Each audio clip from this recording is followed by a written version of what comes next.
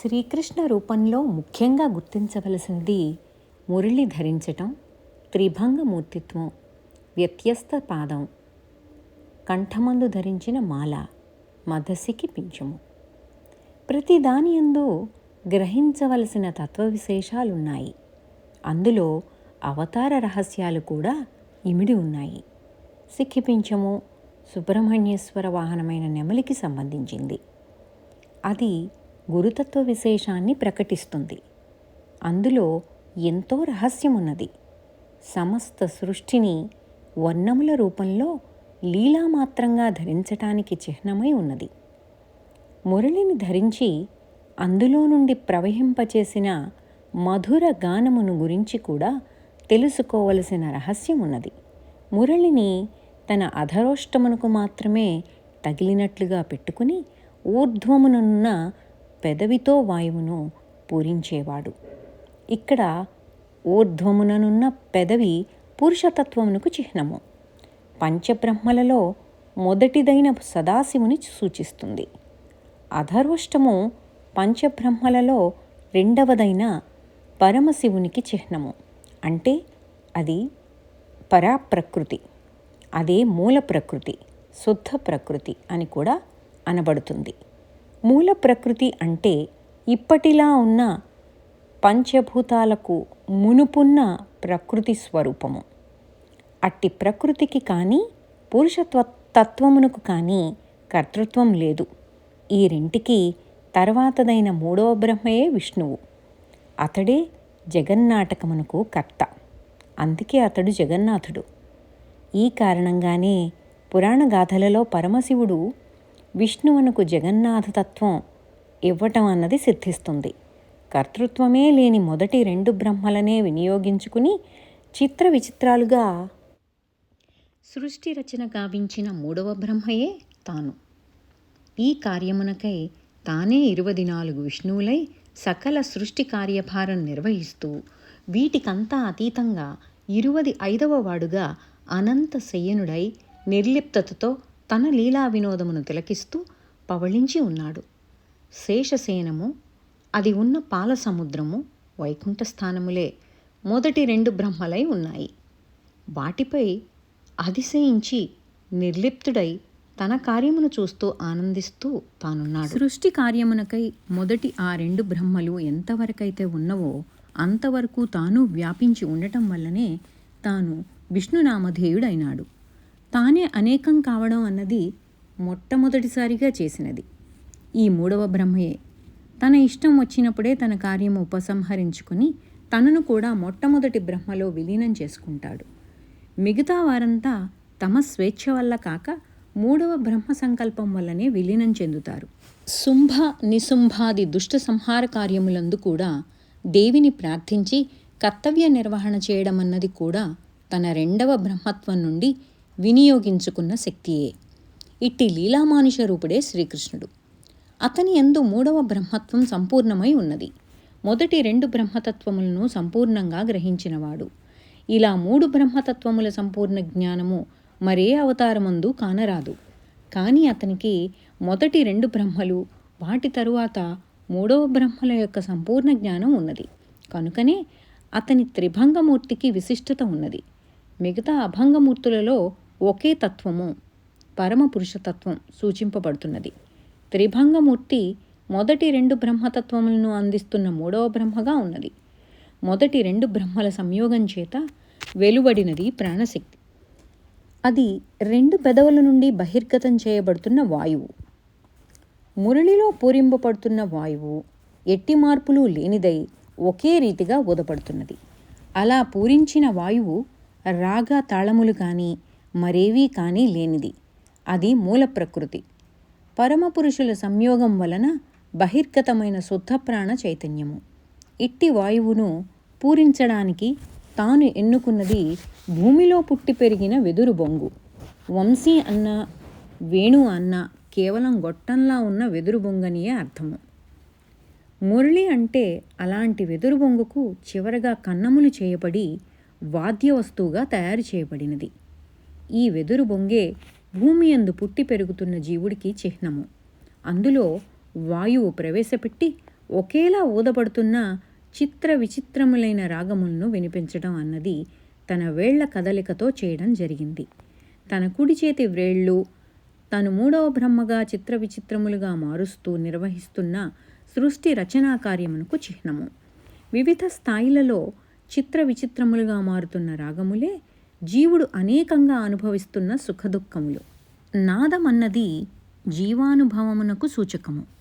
ఇలా బహిర్గతం చేయబడుతున్న నాదము శ్రోతల హృదయంలో సూటిగా ప్రవేశిస్తున్నది. తద్వారా వారికి అనేక జన్మల జీవానుభవ ఆనందము కలుగుతున్నది.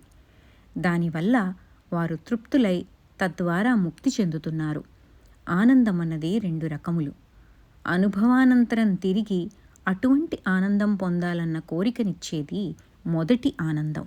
ఇట్టి ఆనందానుభూతి సుఖాంతముననున్న దుఃఖాన్ని ప్రసాదిస్తుంది. పొందిన ఆనందం సంపూర్ణమైన తర్వాత తృప్తినివ్వడం అనేది రెండవది.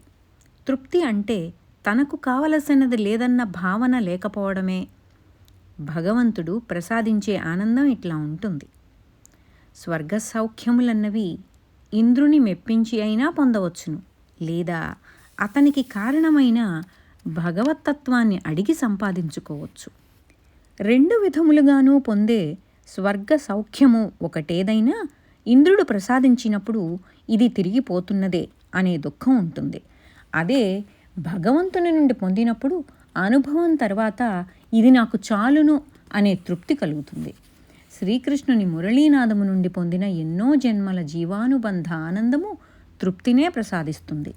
కొన్ని జన్మలలో ఏవేవో ఉత్తమ సంస్కారముల వల్ల తీసుకొని రాబడి తానే స్వయంగా అవతరించినప్పుడు తనకు ఎదురుగా వచ్చి అట్టి నాదమును ఆస్వాదించిన జీవులంతా ముక్తి చెందారు.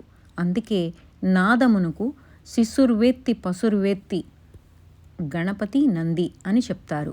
వేత్తి అంటే రసం తెలుసుకొనడం. శ్రీకృష్ణుని వేణువులోని మొదటి రంధ్రమందు అతడు నింపుతున్న ముఖ్య ప్రాణశక్తి బహువిధములైన నాదములుగా మారి వేరుగా ఉన్న 4 రంధ్రముల నుండి అనేక విధములైన మధుర నాదములుగా బహిర్గతము ఆగుచున్నది. ఈ క్రియకు దేహంలోని ఒక ముఖ్య ప్రాణము, దేహక్రియ యందు అదే ప్రాణశక్తిని 4 ప్రాణములుగా అనేక క్రియలుగా దేహమందు పనిచేయడము వంటిది. ఈ స్వరమును విన్న గోపికలు వారి శరీరమందు వ్యాపించిన 4 ప్రాణములు తమ తమ శరీర క్రియలను మరచి తమలోని ముఖ్య ప్రాణమును చేరి అలౌకికమైనటువంటి ఆనందాన్ని అనుభవించారు. వారు సామవేదమును అభ్యసించు యోగుల వలె ఏకాగ్రతను పొందగలిగినారు. శరీరంలోని ముఖ్య ప్రాణము 4 ప్రాణములతో పనిచేయడంతో వేణువునందు ఒక రంధ్రంలో ప్రవేశపెట్టబడిన ఒక ప్రాణవాయువు వలె 4 రంధ్రముల వేణువు ద్వారా మధుర నాదమయం చేసి చుట్టూ ఉన్న ప్రాణులను తన్మయం చేసినాడు. ఇలా మురళీధరుడై లీలగా వ్యత్యస్త పాదంలో నుంచుని ఉన్న కృష్ణుని రూపం. ప్రకృతి తత్వమైన వామపాదం భూమితో సంపూర్ణంగా సంపర్కం కలిగి ఉన్నది. పురుషతత్వమైన దక్షిణ పాదం మాత్రం భూమితో కేవలం బొటనివేలి చివరితో సంపర్కం కలిగి ఉన్నది. నటరాజమూర్తి కూడా త్రిభంగమూర్తియే. అందులో కూడా వ్యత్యస్త పాదమే కానీ దక్షిణ పాదం భూసంపర్కం లేక ఊర్ధ్వముగా ఎత్తబడి ఉన్నది. శ్రీకృష్ణ వ్యత్యస్త పాదంలోని దక్షిణ పాదం మాత్రం వామపాదమునకు వామభాగమందున్నది. దక్షిణ వామపాదములు 2 భూమిపై సమానంగా మోపబడిన శ్రీ మహావిష్ణువు లాంటి అభంగమూర్తి పురుష ప్రకృతి తత్వములను రెండింటినీ సమానంగా సూచిస్తున్నది. అట్టి పాదపద్మములను ధ్యానించినప్పుడు దక్షిణ పాదముపై ధ్యానం కేంద్రీకరించిన ప్రకృతి భావన లేని పురుష ప్రాప్తి కలుగదు. అంటే ప్రకృతి సహితమైన పురుష ప్రాప్తి వల్ల అమితమైన పుణ్యలాభం కలిగి ఎక్కడో ఉన్న ఊర్ధ్వలోక ప్రాప్తిని మాత్రమే ఇవ్వగలదు, కానీ నిర్గుణ బ్రహ్మానుభూతి కలుగదు. శ్రీకృష్ణ వ్యత్యస్త పాదంలోని దక్షిణ పాదము వామపాదమునకు వామభాగంలో ఉండడం వల్ల ప్రకృతిని వదిలిన అంటే విస్మరించిన పురుషతత్వమే ఉన్నది. అందుకనే అట్టి పాద ధ్యానము నిర్గుణ బ్రహ్మానుభూతినే ఇవ్వగలదు.